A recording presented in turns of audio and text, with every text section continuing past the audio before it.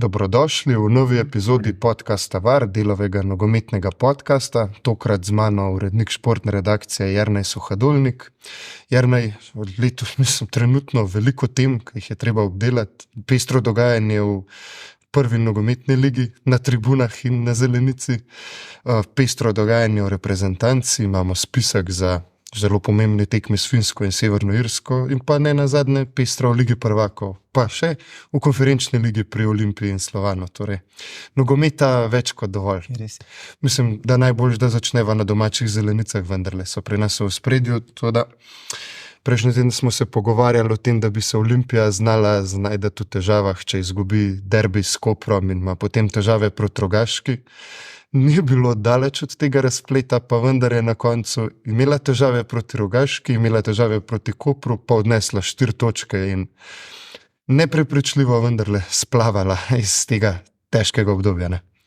Ja, zdaj, če vzamemo tisto tekmo s Koprom, je v bistvu že za njo, vedno se je dobro odzvati na nek neuspeh z uspehom. To je v Olimpiji uspel. Zdaj, o načinu, na kakršnega je uspel, bi lahko polemizirali, ampak že jutri ne bo nihče vedel več nič o tem, kako je Olimpija prišla do zmage. Razen verjetno disciplinski sodnik nogometne zveze, bo najbrž vedel, bo imel še veliko dela. Bo, ja. In vse ostalo je pa v bistvu bi lahko Olimpijo, ne glede na vse kritike, ki jih doživlja v zadnjem času, pohvalili, ker vrniti se za zmago v gosteh, ne glede na to, je to Rogaška, ni enostavno, tam pač igrajo doma prvo, drugo, tretjo tekmo, to je še euforija, naboj in to je težko zmagati. Ne glede na to, je to v sodnikovem dodatku. To je pač uspeh Olimpije, nek odziv, ki je ok za njo in za njene navijače, tako da lahko pričakuje sproščeno tekmo s Slovanom, ki je pa tudi v dobri formi, tako da se obeta prava tekma. Je bil pa buren odziv navijačev, tudi vodstva, strokovnega vodstva Rogaške po dosojenju 11 metrov, ki za Olimpijo lahko bi morda rekel, da je bila malo hitro dosojena 11 metrov, pa vendarle kontakt je bil. Ne? Mislim, ni bila fantomska, vseeno verjetno ni bila. Jaz se v takih primerih, v preteklosti smo lahko seveda v tem bi lahko namenili celo oddajo ali pa niso oddaj za takšne primere, zdaj pa enostavno človek mora zaupati varu. Imamo VAR, res da tam so bile neke ne posebej optimalni kadri, zorni koti, tako da je to težko reči. Na prvo žogo izgleda malo tako neverjetno, da bi bil to lahko kazenski strel, ampak VAR je pregledal, vse je šlo skozi, jaz ne vidim razloga, da ne bi zaupal VAR-u. Ne glede na to, recimo, kaj se je dogajalo v Angliji in tako naprej zadnji vikend. Pač VAR-u treba zaupati, ker v nasprotnem primeru je enako kot so sodišči, ne? Pač, ali jim zaupaš ali pa ne. Da če jim ne, pol smo končali zgodo. Tako pa je, nekako nima veliko smisla gledati nogometa, vseeno pa najlepšo luč na slovensko ligo pa tudi ne meče to, da napadaš, da športni direktor gostujoče ekipe verjetno napade na VIP tribuni, mislim do tega, pa če se želimo imeti nogomet na neki spodobni ravni, pač ne bi smeli prehajati kakorkoli. Ja, zdaj v takšnih primerih je običajno ključen ali pa dost pomemben dejavnik pri morebitni kazni ali pa najbrž kar pri kazni, kle ne bo morebitna kazen bo, ampak pri višini kazni je običajno odloča zapisnik delegata. Tako je na evropskih tekmah, na mednarodnih tekmah in tako bo tudi kle. Ne glede na to, kaj pokaže video, kaj je bilo vidno, kaj je bilo, ne vem, morda tudi kdo s kakšno modrico, jaz ne vem, nisem tega videl, ampak zapisnik delegata je pomemben in do takrat težko kaj komentiramo. Ne.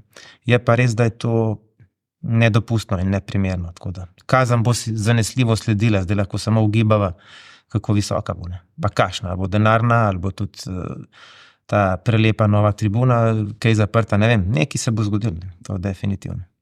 Pa če sva bila pri Olimpiji, je bila neprepričljiva, pa odnesla 4 točke, se je imel pa zraven Maribor, ki se je zdel po prvem polčasu proti Radomljam, pa že res dokončno potonil, pa je končno v drugih 45 minutah sledil ta juriš igralcev Maribora, ki smo ga napovedovali, o čemer Damir Krznar govori, da ni energije, da ni želje in je bil in so se obetali v Ljudskem vrtu, da bo to mogoče začetek boljše zgodbe in smo videli včeraj proti Aluminiju, da nažalost še niso zreli ali pa mogoče od s to vodstveno strukturo tudi ne bodo. Ne?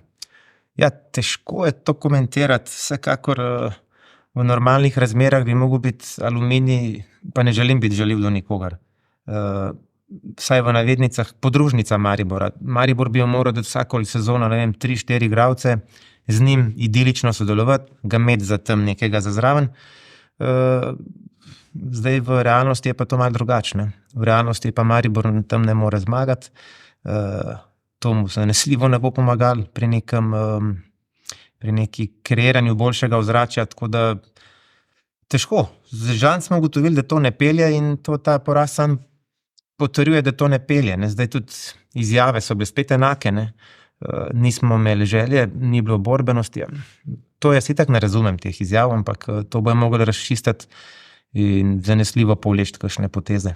No, lahko se sam ponovimo zdaj spet. Tako, od prejšnjega tedna analizo. Ja. Ampak običajno, kadar trener kritizira igralce in reče, da jih je 9 ali pa 10 slabih, enega je pa poslušal, ne, je razplet te zgodbe znan.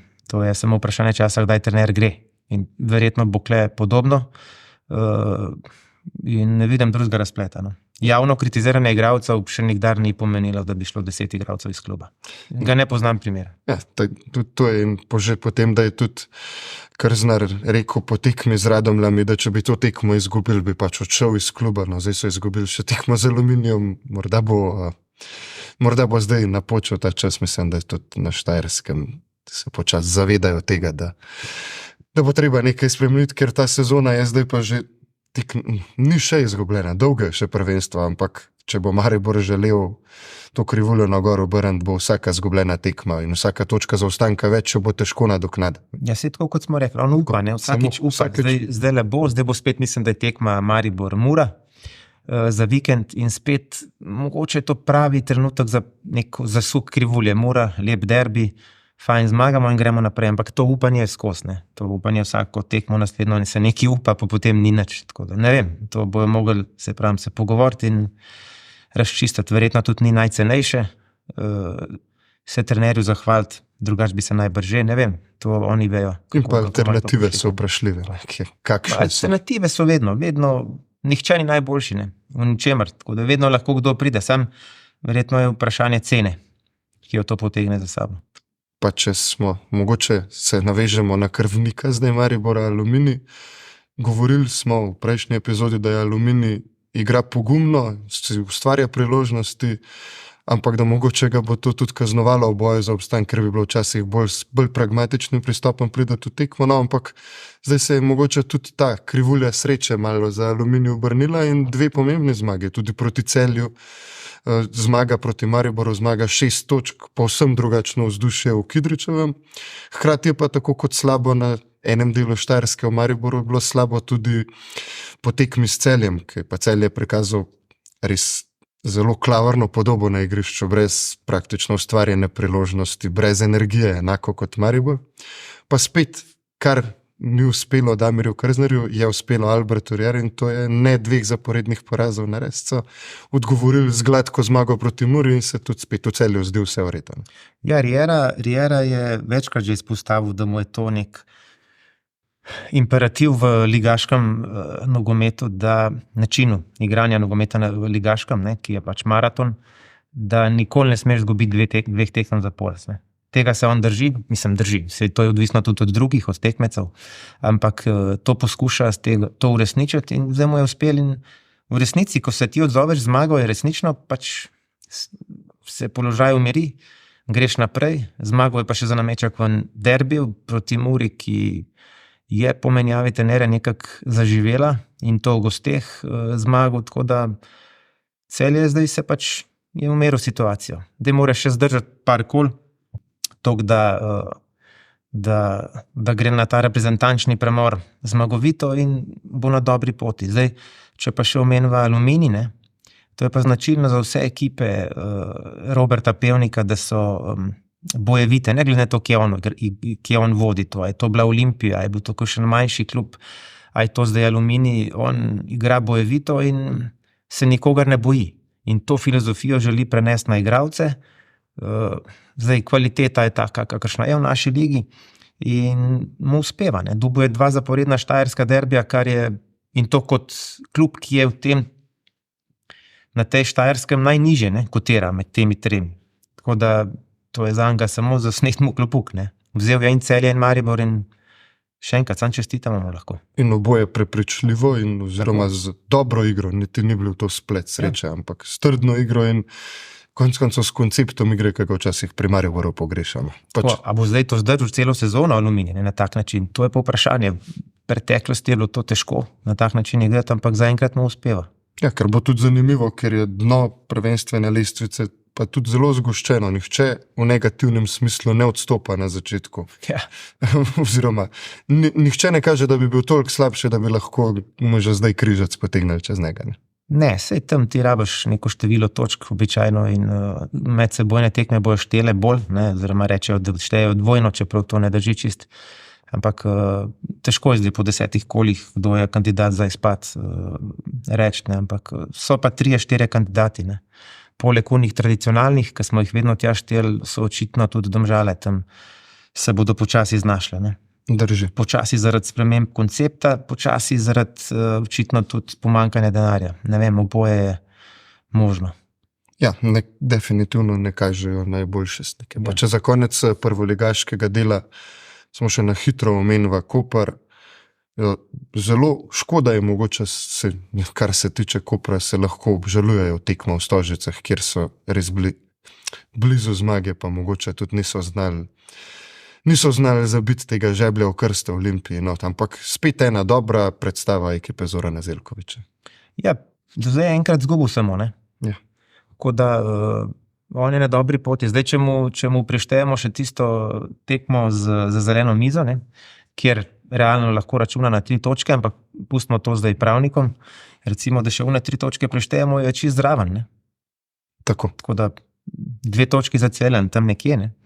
Tako da Koper je zraven, zdaj mislim, da igra z Aluminijem, kar je spet nek zanimiv dvoboj, tako da že tudi tega se lahko veselimo. Tudi to bo za Koper kar dober preizkus. Aluminij po 2 zmagah v derbih, zdaj ima še 3.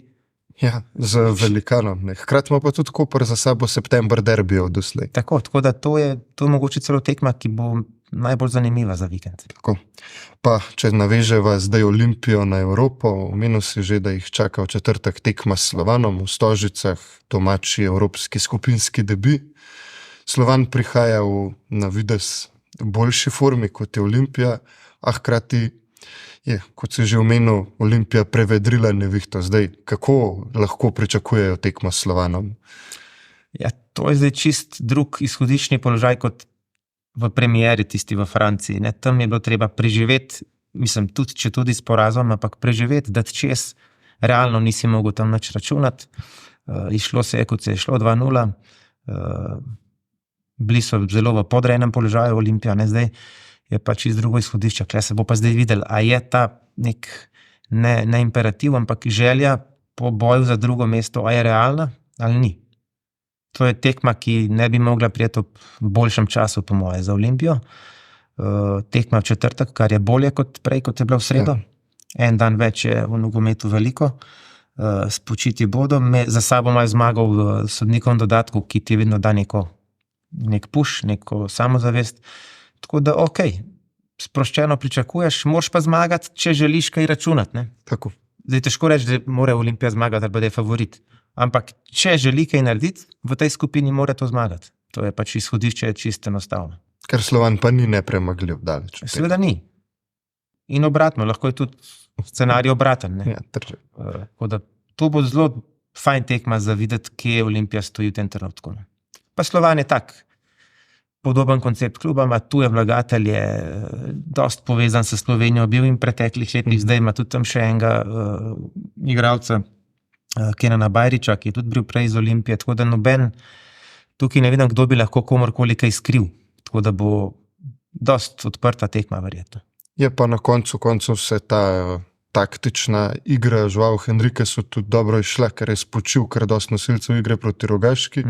Se mu je to išlo na koncu z zmago, kar je bistveno in zdaj gre res lahko v to tekmo s Slovanom spočiti. Konec koncev Rui Pedro nadaljuje ta svoj strelski izbruh, ki je bil malo kjer ga verjetno pred sezono nihče ni pričakoval, sicer mu manjka, da bi mu kdo zraven še pomagal, ampak načeloma, če bi se vse sestavili, bi Olimpija spet morda lahko izgledala tako, kot je izgledala na začetku sezone, ko smo imeli malo večje pričakovanja kot v zadnjih tekmah. Tudi v tem kontekstu je ta tekma s Slovanom idealna. Ne? Zdaj, drugo je, ti to kot klub izkoristiš, ampak idealna je za marsikaj. Ne? Ker če ti to zmagaš, boš verjetno v igri za drugo mesto do zadnjega kola, ne? Se pravi do decembra, kar je ok. Dvignil boš svoje delnice, šel boš na reprezentančni premor samozavestno, vse bo spet lepo in tako naprej. Tudi, da ta tekma je pomembna in moraš pa zmagati, ne? Ker obratno pomeni enako, ne? Sam v drugo smer. Tako, res je.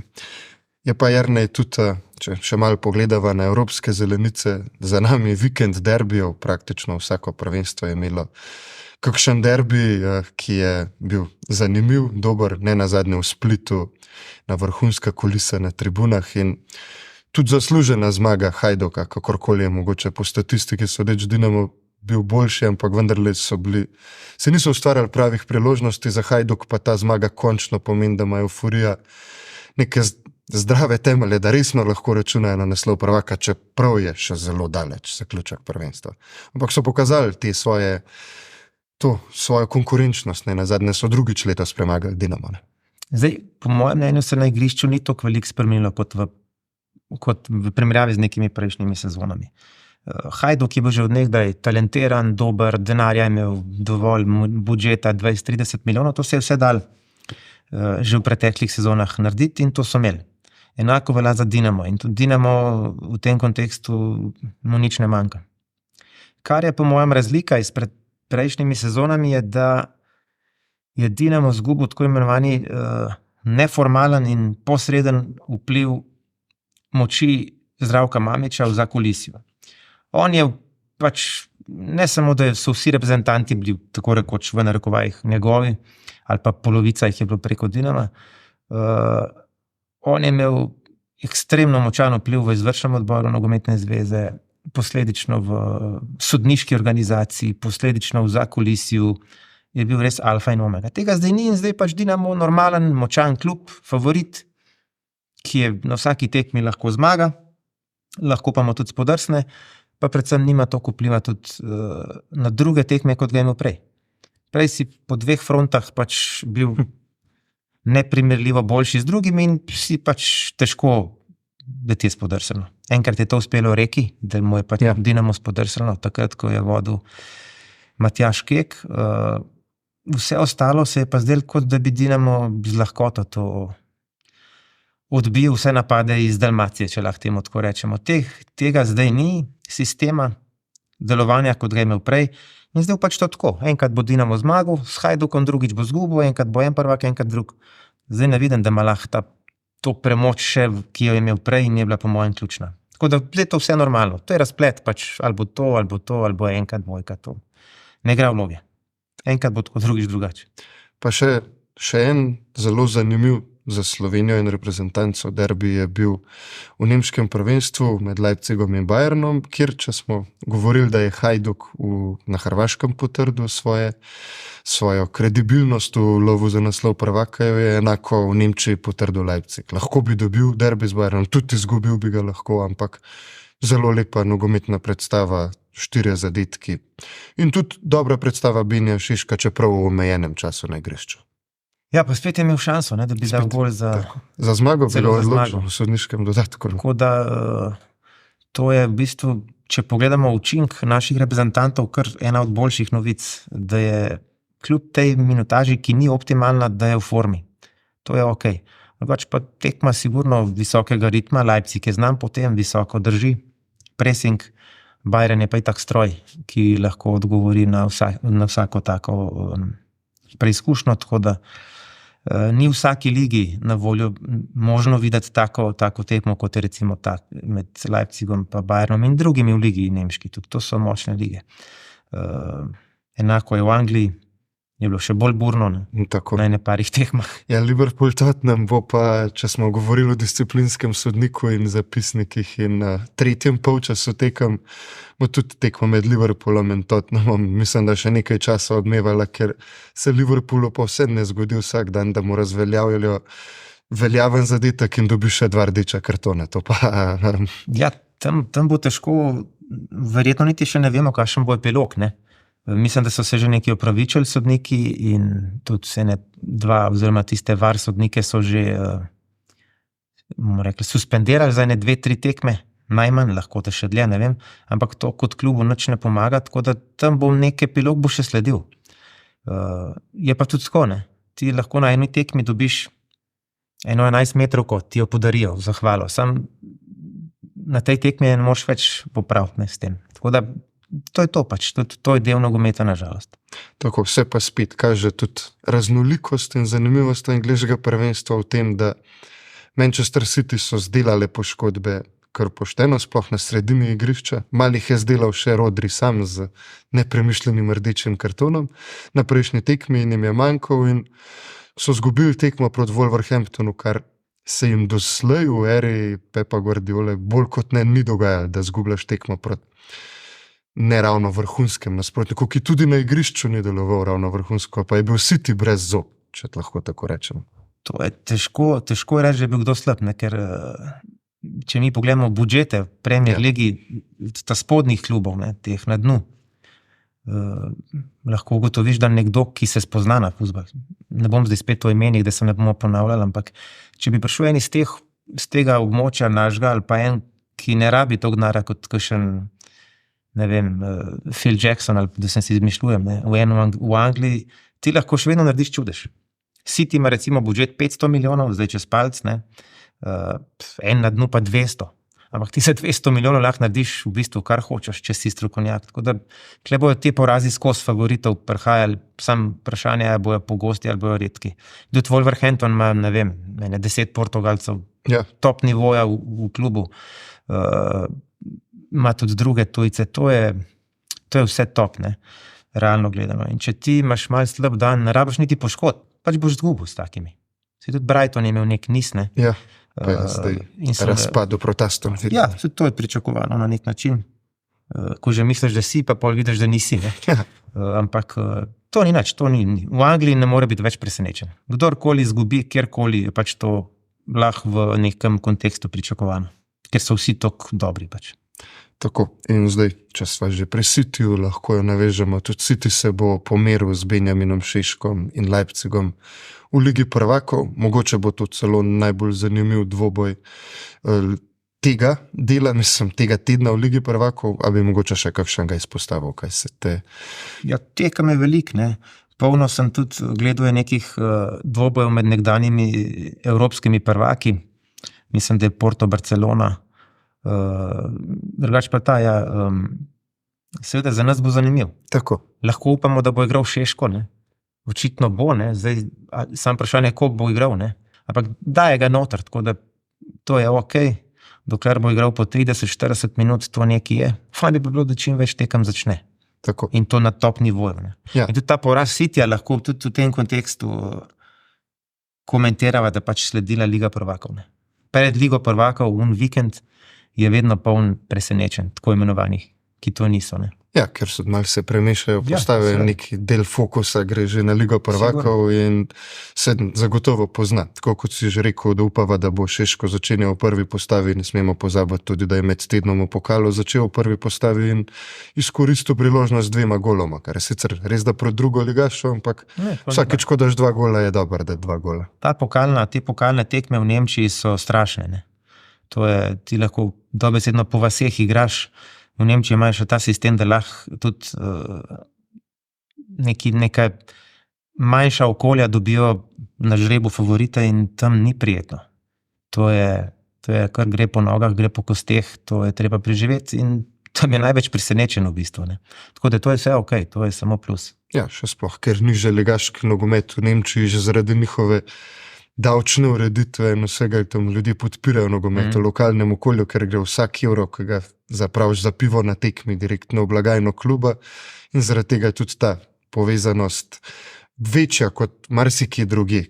In je seveda absolutno potem podpora, ko pride v gosti Leipzig, Bayern, kdorkoli že Borussia, toliko boljša. To je pač edini stik teh okolij. Tako se pač širi fuzbal, dobesedno. Baza se dela. Reče v Nemčiji. Ja.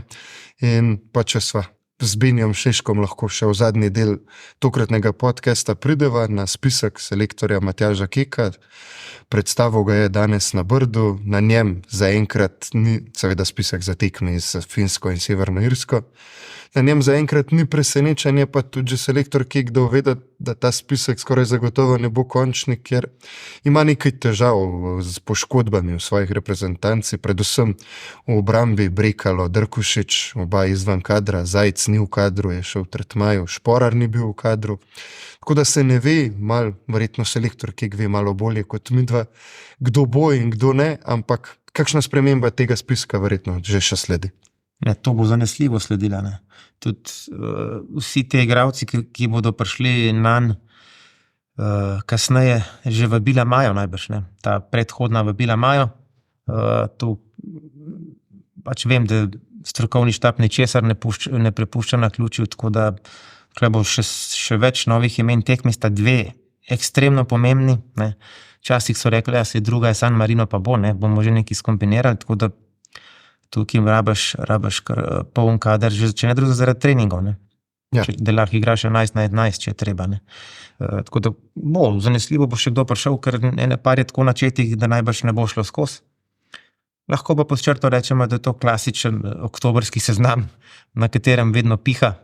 Eni so že začeli sezono malo nepričakovano močno, pa je kdo poškodovan, kakšna zadnja stegenska mišica se kje v glas.